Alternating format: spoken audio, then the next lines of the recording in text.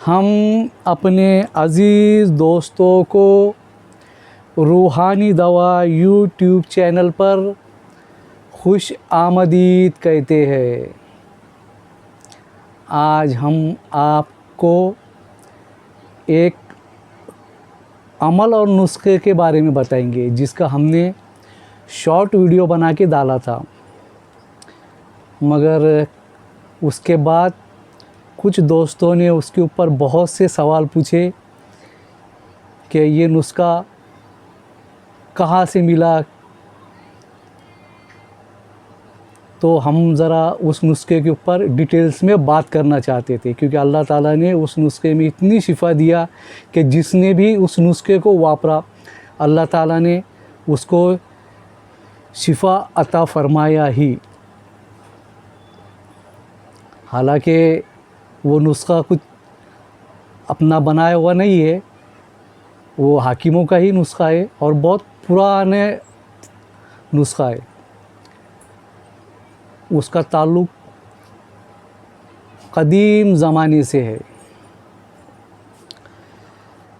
उसका मैंने short video बना के अपलोड किया था, मगर अब ज़्यादा सवाल आने की वजह से हमने ये सोचा कि चलो इसकी डिटेल्स अपने व्यूअर्स को दी जाए। आज से लगभग 2500 साल पहले, यानी ईसा अलैहिस्सलाम के पैदाइश से लगभग 356 साल पहले सिकंदर आज़म का ज़माना था। आज समझो 2025 चालू है, यानी ईसा अलैहिस्सलाम को पैदाइश को 2025 साल हो चुके हैं। हालांकि इसके अंदर भी एक साल कम होता, ये हिस्ट्री की बात है, क्योंकि ईसा अलैहिस्सलाम दिसंबर में पैदा हुए थे और उसके बाद आने वाले साल से जनवरी से ईस्वी सन शुरू हुए थे, तो इसके अंदर भी एक साल का फ़र्क आ ही जाता है। तो ईसा अलैहिस्सलाम की पैदाइश से 356 साल पहले मैसेडोनिया बोल के एक स्टेट था, वहाँ पे पेला बोल के एक शहर के अंदर सिकंदर आज़म का पैदाइश हुई, जिसे आप सिकंदर आज़म के नाम से जानते हैं। अब ये जो सिकंदर आज़म का ज़माना था, ये ईसा अलैहिस्सलाम से 356 साल पहले था, यानी सिकंदर आज़म की पैदाइश ईसा अलैहिस्सलाम के पैदा होने से 356 साल पहले हुई थी।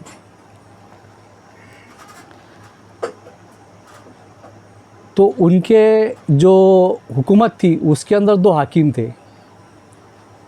अब यहाँ पर मैं आपको एक बात और बताना चाहता हूँ कि सिकंदर आज़म भी 2 है।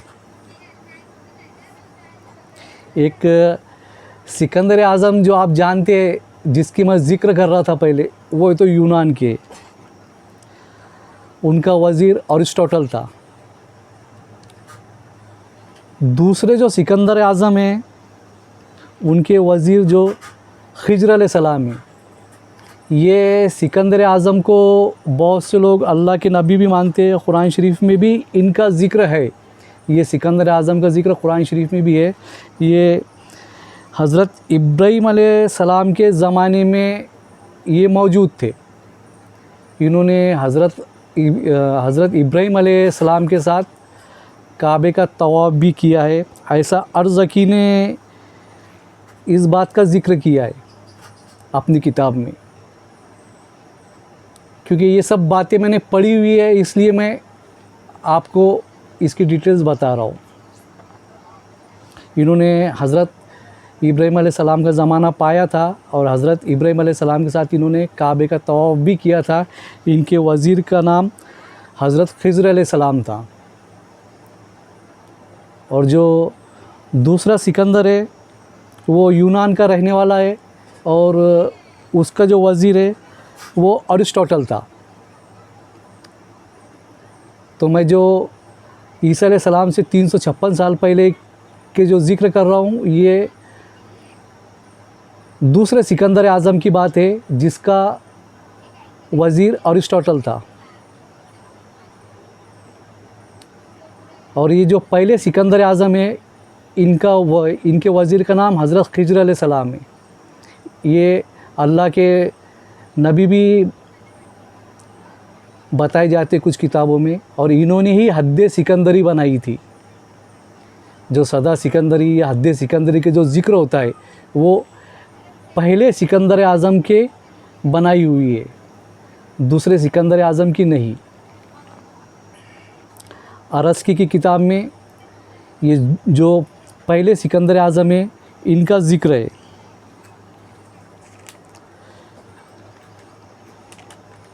तो जो पहले सिकंदर आज़म थे वो अलग है, और जो दूसरे सिकंदर आज़म है वो अलग है। तो जो दूसरे सिकंदर आज़म है यूनान के, जिनका वज़ीर अरिस्टोटल है, इनके जो इसके अंदर हुकूमत में जो हाकिम थे, उसके अंदर दो हाकिमों का नाम था। एक हाकिम का नाम था सुकरात और एक हाकिम का नाम था बुकरात। जो उनके शाही हाकिम मौजूद थे उनके शिफा खानों में, उसके अंदर एक का नाम सुकरात था और एक का नाम बुकरात था, और ये दोनों का ताल्लुक़ मिस्र से था। इनके जो उस्ताद है सुकरात और बुकरात के, उनका नाम है हम्मुराबी। अब जिन जिन लोगों ने हम्मुराबी की किताबें पढ़ी होगी, वो हम्मुराबी को बहुत बेहतरीन तरीके से जान जाएंगे, क्योंकि हम्मुराबी एक ऐसे शख्स है जिन्हें उल्मा हज़रात और साइंसदान दोनों भी उतना ही मानते हैं, क्योंकि हम्मुराबी का दोनों फील्ड में उतना ही काम है। हिकमत अमली में भी उनकी बहुत सी किताबें हैं, और साइंसदानी में भी वो बहुत आगे थे। उस ज़माने में मिस्र के रहने वाले थे हम्मुराबी। ये अपनी किताब के अंदर ज़िक्र करते हैं क्या, एक वक्त मैं शाम के वक्त मिस्र में दरियाई नील के किनारे तफरी के लिए निकला था। ये दरियाई नील के किनारे तफरी को जा रहे थे, तो इन्होंने देखा क्या, रेत के अंदर एक बूढ़ा इंसान और उसके साथ एक पोता, शायद ये दादा पोते हो, एक छोटा बच्चा जिसकी उम्र 9-10 साल होगी, और वो जो बूढ़ा शख्स है इनकी उम्र कम, लगभग 70-80 साल होगी। ये रेती के अंदर मस्ती कर रहे हैं, यानी खेल रहे हैं। तो हम्मुराबी उनको देख के थोड़ा परेशान हो गए, क्योंकि जो बूढ़ा शख्स था उनकी जो एक्टिविटी थी वो बच्चे के बराबर थी। जिस तरह बच्चा है तो रेत के अंदर जिस तरीके से मस्ती कर रहा था, तो वो बूढ़ा शख्स भी जिसकी उम्र लगभग 70-80 साल लग रही थी, वो भी उसी तरह वो बच्चे के साथ एक्टिव थे। दोनों को एक्टिव देख के ये थोड़ा परेशान हो गए कि इतनी उम्र में भी इतने फिट, ये तो फिट नज़र आ रहे हैं करके। ये जाके उनके पास खड़े हो गए। गुफ्तगू के बहाने इन्होंने ज़िक्र किया, क्या दादा पोते मस्ती कर रहे हो क्या रेती में। वो जो बूढ़ा शख्स था उन्होंने बताया कि ये मेरा पोता नहीं है, ये मेरा छोटा बेटा है। अब हमारा भी और भी ज़्यादा परेशान हो गए कि इतना छोटा बेटा। उन्होंने पूछा आपकी उम्र कितनी होगी, तो वो बूढ़े शख्स ने बताया कि लगभग 130 साल मेरी उम्र होगी करके। अब हमारा भी परेशान हो गए, क्या इस शख्स का ऐसा तंदुरुस्ती का राज क्या है, जो कि इतनी उम्र होने के बाद भी इतनी उम्र लग नहीं रही और फिटनेस भी इतनी है। उन्होंने बताया कि मेरा छोटा बेटा है और इसकी उम्र लगभग 7-8 साल, 8 साल इसकी उम्र है। गुफ्तगू के वक्त उन्होंने हमराबी से बताया कि मेरा जो बड़ा बेटा है उसकी उम्र 110 साल है। तो फिर हमराबी ने उनसे पूछा कि आपका कोई फार्मूला या कुछ है जो आप हमेशा इस्तेमाल करते हैं, ऐसी कोई चीज़ है जो आप हमेशा इस्तेमाल में रखते हैं उस चीज़ को। तो उस शख्स ने बताया, हाँ, हमारा एक ख़ानदानी नुस्खा है जो मेरे दादा परदादा भी इस्तेमाल करते थे। फिर हमराबी ने पूछा उनसे क्या है नुस्खा, तो उन्होंने बताया क्या मैं उनाब के बीज, उनाब एक फल आता है, आप उसको गूगल के ऊपर सर्च करके देख सकते। सपिस्तान बोल के बीज आते और बहीदाना बोल के कुछ बारीक बीज आते। ये तीनों को हम मिक्स करके थोड़ा सा कुचल के भीगने के लिए पानी में डाल देते। उसके बाद इसे उबाल लेते और सवेरे उबालने के बाद इसका कहवा हम पीते,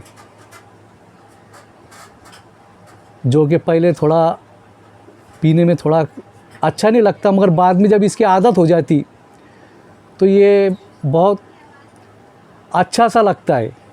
ये कहवा पीने के अंदर बहुत ही अच्छा लगता है और इससे इंसान हमेशा चुस्ती आ जाती है इंसान के अंदर।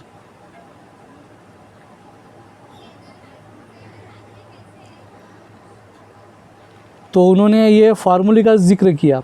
हमराबी अपनी किताब भी लिखते हैं क्योंकि उनका ताल्लुक़ हिकमत से भी था।